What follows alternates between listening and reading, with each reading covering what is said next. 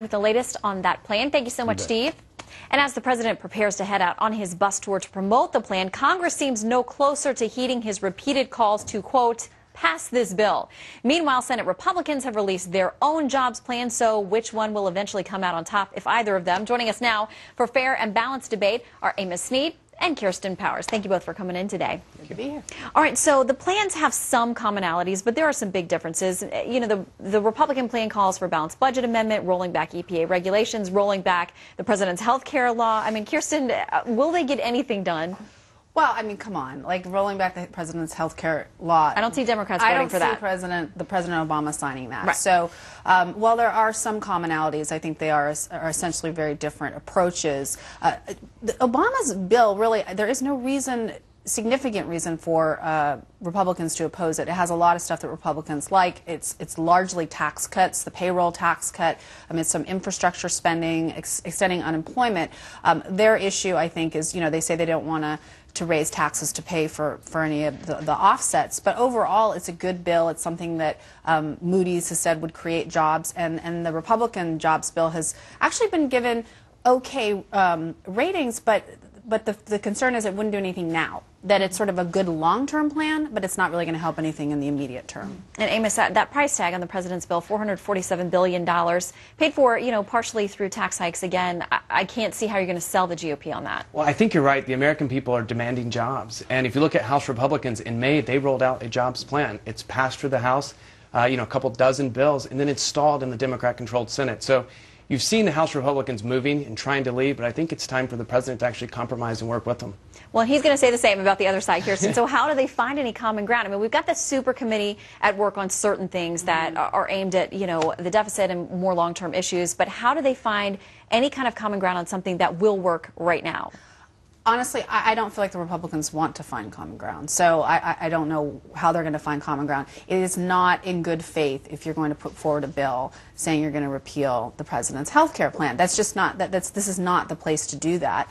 And there is plenty of that they should like in his bill, and that there should be a way to find some common ground. I feel like unless there's a deadline, they don't seem to be able to get anything done, you know. So It's like the debt ceiling, I would say they're going to work it out because they kind of have to, you know. With the super committee, there's a trigger, so, you know, maybe they'll get something done. In this situation, I don't know what the action forcing event would be. All right, I want to switch to our next topic, which comes off of this, and Amos, I'll give you the first bite at this apple. We want to play a soundbite that comes from Congressman Jesse Jackson Jr., and this is on the issue of gridlock and not getting anything done, and his suggestion that the president, it sounds like what he's suggesting, should maybe just go around Congress, do an end run. Take a listen.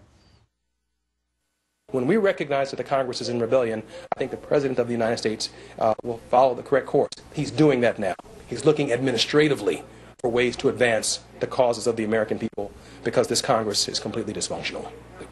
Okay, so administratively, he uses in another part of that interview the words extra-constitutional, which sounds like something beyond the Constitution, outside the Constitution. Amos, should the president even address this? Should he distance himself from this remark? I'm not really sure where Congressman Jackson's going on that, or, you know, what kind of precedent that would set for moving forward. But, you know, maybe it does get the president's attention that there are decent plans coming out of Capitol Hill. I mean, you look at Obama's American Jobs Act that was defeated last week in the Senate by a bipartisan vote. You're going to have to do something else. Nobody wants President Obama's all-or-nothing agenda anymore.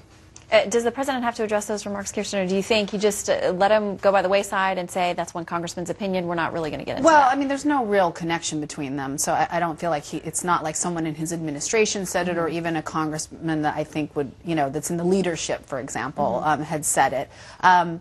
You know, it's a very troubling statement, I think. It's one of those things that maybe Democrats think sounds really good right now, but then you always have to think, well, how would you like it, you know, if it was a different president, if it was a Republican president? You know, we have the Constitution for a reason, and we should work within that. And I think the idea that this Congress is in rebellion is kind of ridiculous. I do think that they're not very functional, but I would hardly call it rebellion. All right. Kirsten Powers, Amos Snead, great to see you both. Thanks for coming in today.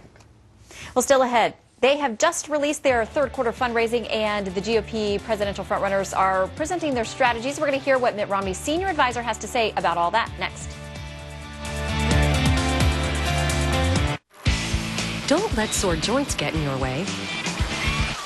Or giant joint care pills. With new Move Free Ultra, just one small pill a day is more effective for sore joints than 2 big pills. Move on to new Move Free Ultra.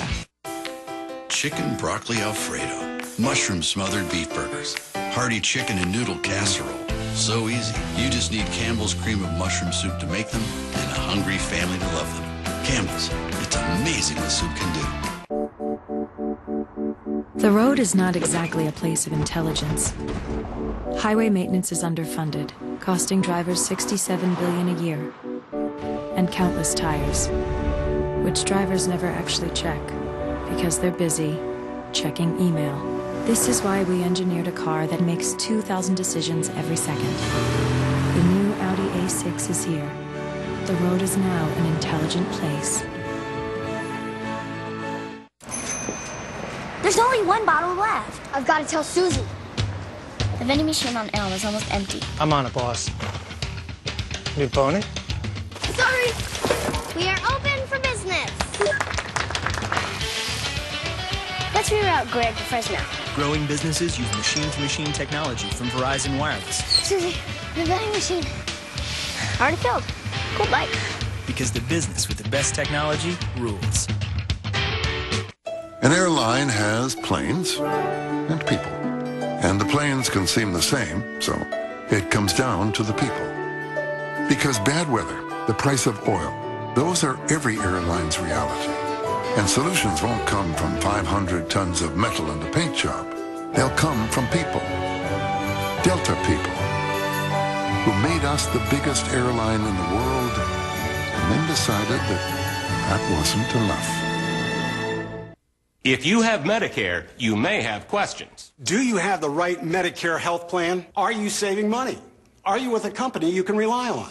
Now you can get answers to these important questions in this free, fact-filled booklet, Living Better with Medicare. It's your guide to Humana Medicare Advantage.